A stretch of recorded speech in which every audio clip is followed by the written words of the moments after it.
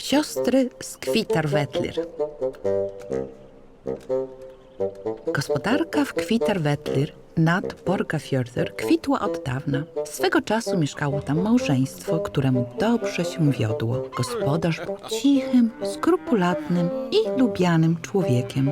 Żonę miał pracowitą i gospodarną, choć niektórzy nazywali ją wyniosłą i hartą. Małżonkowi mieli 3 córki, Helgę, Gudrun i Krystyn, a między każdą z nich był rok różnicy. Siostry żyły zgodnie, choć ze sobą konkurowały, bo każda chciała wyróżniać się na tle pozostałych. Kiedy opisywane tu wydarzenia miały miejsce, siostry były już na wydaniu i cieszyły się wzięciem, a nie bez wpływu na to pozostawał fakt, że rodziców miały dobrze sytuowanych i mogły liczyć na pokaźne wiano. Wielu konkurentów prosiło je o rękę, ale siostry wszystkim odmawiały. Obawiały się, że tej, która pierwsza się zaręczy, dostanie się gorszy materiał na męża niż tym, które uczynią to po niej.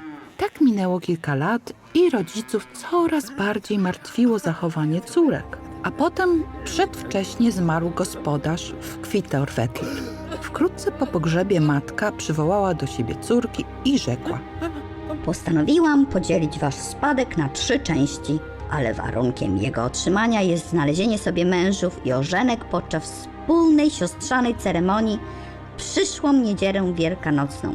Wiem, że każda z was chciałaby otrzymać w wianie Kvitar-Wettlir, ale nie byłoby to sprawiedliwe, gdyby ta, która mieć będzie najlepszego męża, otrzymała również najlepsze ziemie. Dlatego Kvitar-Wettlir przypadnie tej, która trafi się mąż najsłabszy.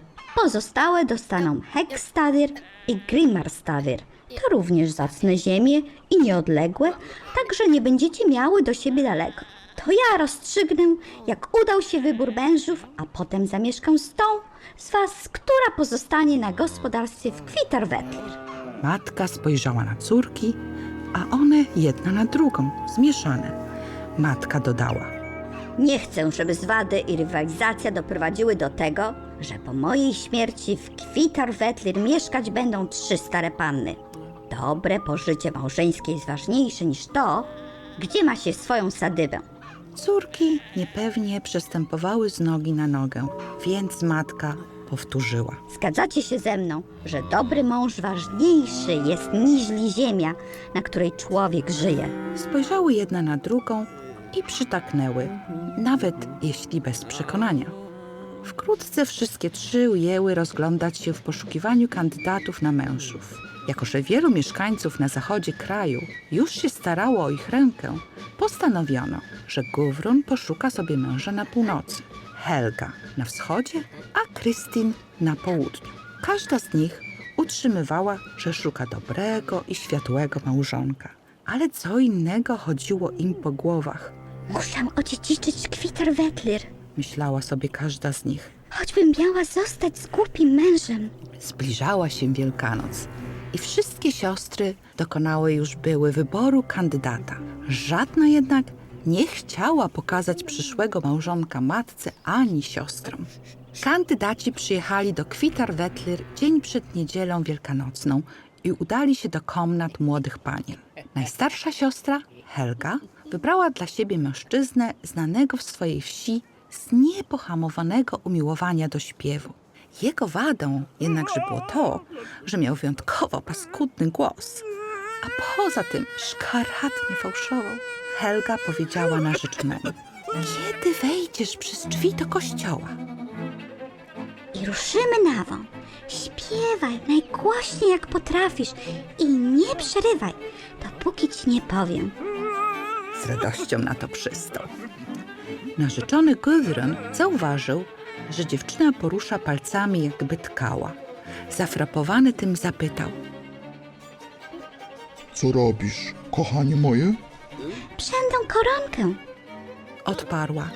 którą masz przydziać w niedzielę wielkanocną, a jest tak delikatna i cienka, że człowiek ani jej nie widzi, ani nie czuje. Ją to przywdziejesz, kiedy będziemy brać ślub w kościele. Mężczyzna spojrzał na tkaninę, którą niewiastka tkała, ale niczego nie udało mu się zobaczyć.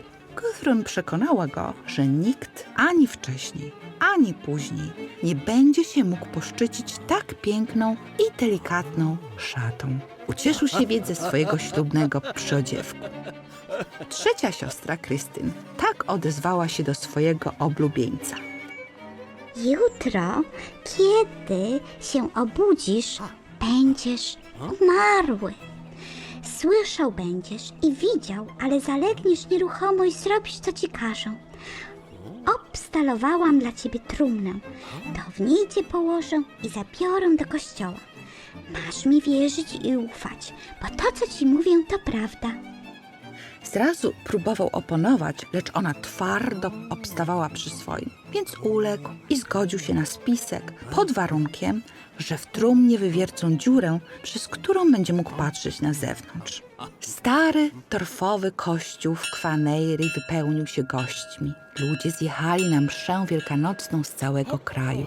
Rozeszła się bowiem wieść o spodziewanym ślubie sióstr z Kvitarvetlir i niejeden ciekaw był ujrzeć narzeczonych, za których po odrzuceniu tak wielu zacnych chłopców z kwartału zachodniego siostry zgodziły się wydać. Kościelni goście zdumieli się wielce na widok trumny pod ołtarzem. Szeptana wieść niosła, że w trumnie spoczywa jeden z przyszłych panów młodych. I gdy obecni zastanawiali się, czy słuszniejsze będą życzenia szczęścia na nowej drodze życia, czy składanie kondolencji, kolejny kandydat na męża wparował do kościoła, podśpiewując i porykując, jakby pozdradał wszystkie zmysły, co wprowadziło gości w osłupienie.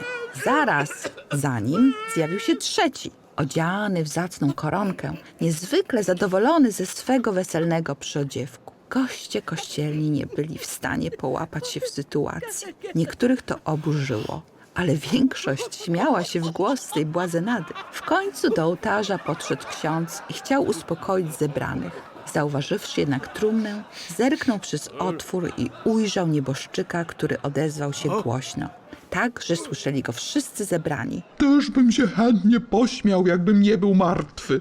W kościele zjawiła się podniecona perspektywą poznania swoich przyszłych zięciów matka. I oto dotarło do niej, jak niemądrze postąpiła, obiecując najlepszą ziemię najgorszemu mężowi. Smutna spojrzała na swoje córki i rzekła. Nie za bardzo wam się udał wybór mężów. Następnie omiotła spojrzeniem trzech mężczyzn, którzy stali skuleni po jednej stronie kościoła. Znów przeniosła wzrok na córki i rzekła. Do celu wiedzie rozwaga, której wam zabrakło. Niełatwo osądzić, kto tu postąpił głupiej. Wy czy wasi kandydaci na mężów? Powiedziawszy to, westchnęła głośno, chwyciła za oparcie ławki kościelnej, nogi jej zmiękły i osunęła się na siedzisko.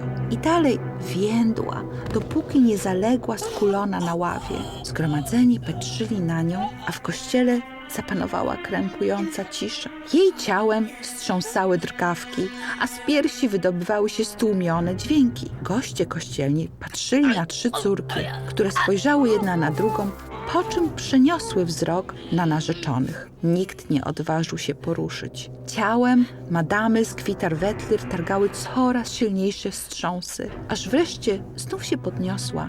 I wtedy okazało się, że to łzy śmiechu spływają jej po twarzy. Zgromadzeni w kościele też pomału zaczęli się śmiać. Wszyscy oprócz trzech córek, które stały z nisko pochylonymi głowami. Matka wpatrywała się w nie przez łzy i nie była w stanie się opanować, zataczając się ze śmiechu do utraty tchu. Po pewnym czasie chwyciła się za pierś, twarz jej się zrobiła purpurowa i nabrzmiała, aż cała zastygła, wykrzywiona już na zawsze.